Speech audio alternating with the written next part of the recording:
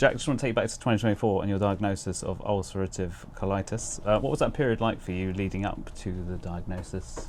Yeah, it was probably one of the worst times in my life, just from obviously not going to a doctor quick enough, symptoms I had, going to the toilet a lot, I was irritable around people, had real low energy, and it was having a knock-on effect on my quality of life away from outside of work. So yeah, it wasn't a great time, but as soon as I did get the help, it quickened up and sped up the process of me getting better.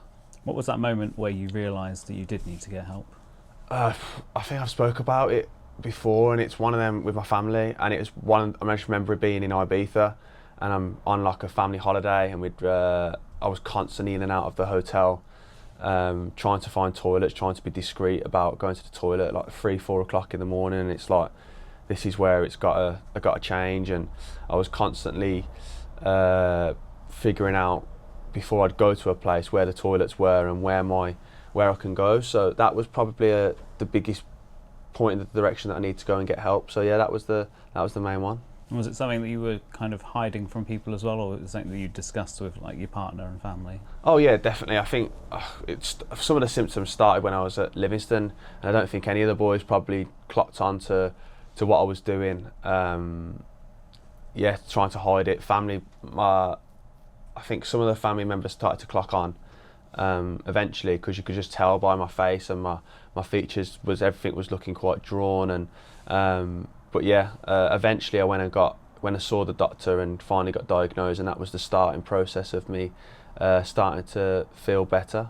And as a professional footballer, you spend, majority of your time around the boys and majority of the time out on the pitch as well. So what impact did it have?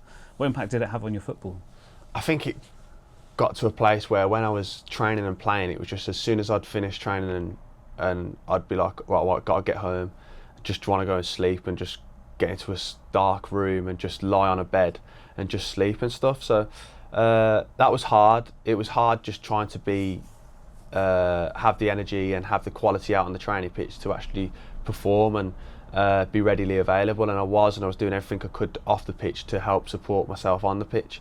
And I did that, but it was just having a knock-on effect, and it was it was hard at the time. But now I'm really glad that from 2 years ago, however long it's been, to where I am now, it's night and day really. As you say, we fast forward to September 2025, and you're in a great place physically, and you've played pretty much every game of the season so far as well. So how have you got to this journey? What's the support been like? The support's been massive, obviously, from the doctors that I use at the Royal Devon and Exeter Hospital. It's been massive. The care at the club's been really good. My support network with my family and friends is massive.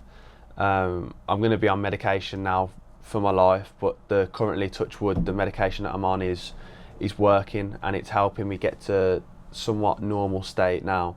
And it's something that I'm conscious of every day, and what I eat, what I drink as best I can to put me in the right physical state to be able to perform on a match day and have a good quality of life off the pitch. And how do the clubs support you during the week as well? I think it's just the awareness of it. I think everyone's pretty much aware now. I'm not treated any differently here. It's just, I think there's an awareness of what I've got, but I'm pretty sure they're quite happy with how I recover off the pitch, and before and after training I'm always in the gym trying to get myself ready. So yeah, I think there's an awareness there, and it's good to know that if I am feeling bad, that they know what's going on. It can be seen as a bit of a embarrassing subject to talk about, but people shouldn't fear that. It's something we all do, isn't it? At the end of the day, it shouldn't be something that you can't talk about. Yeah, it's one of the things where there's a stigma around it, which is trying to get people to be comfortable now being uncomfortable, which is quite a few of the mindset from the Crohn's and colitis groups and different hospitals to come out with. But yeah, it's not just the toilet, it's the being in pain with your body just feeling pain and general unwellness, which they're trying to get to not like kind of suffer on your own.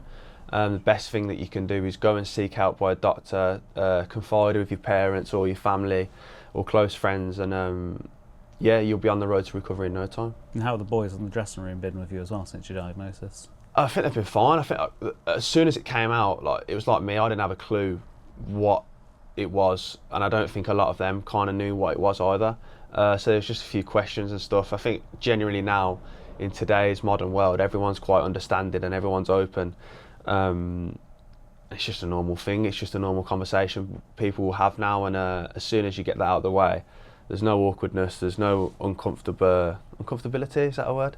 Sounds all right. Sounds all right. But yeah, it's fine. It's been good, and yeah, it's just one of them things that now I've got to deal with, and a lot of other people in the country do as well. And speaking about raising awareness and people being comfortable talking about this, you've been helping the university to launch a project which is aimed at taking away that stigma, but also allowing people to get self-tested at home. So if they're uncomfortable with going to the doctor, they can now order kits which they can do a test at home, and then they'll get referred to a doctor if they need to. So that's a great step forward, isn't it? Yeah, it's massive. I think it helps as well that you can get it sent directly to your house, to your student accommodation, to wherever. It's discreet. You'll know as soon as possible whether you do need GP treatment or whether you're fine. It's really, really good. I use it sometimes at home anyway. When I have to send in stool samples, it's quick and easy, and yeah, it's nice to know that can speed up the process of diagnosis, and it's nothing to be ashamed of. Anyone can have it, and yeah, it's something that it's a really, really good positive action that people of Exeter should use.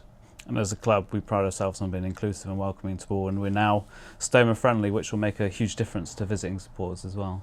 Yeah, massive. I think it's another conversation about just being comfortable again, being uncomfortable. It's not a bad thing. It's just one of them common things now, and it's great that the club are on board, and yeah, it's something to be proud of.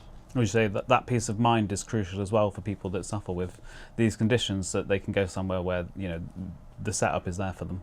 Yeah, definitely. It's just having that in the back of your mind, that if you do feel unwell, or if something does happen, that you've got peace of mind that there's something in place where you can go and get some support or get some help, which is massive for people who have to deal with that.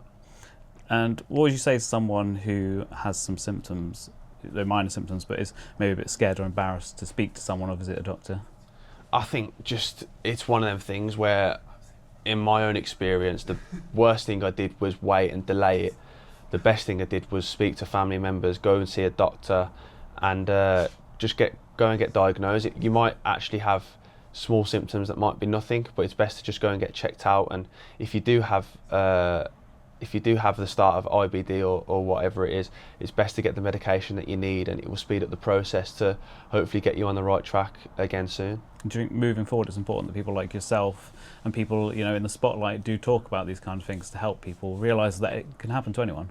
Yeah, I think massive. When I first did it, I was quite unsure whether to do it or not, but since I've done it, the feedback that you get, the positive messages you get, and the stigma around it, I think it's become easier for a lot of people to talk about. I know since there's loads of different sports people that I know of who have contacted me, or I went out looking for their advice, and it's helped me massively. So if I can give any experience and any help on that, I will do.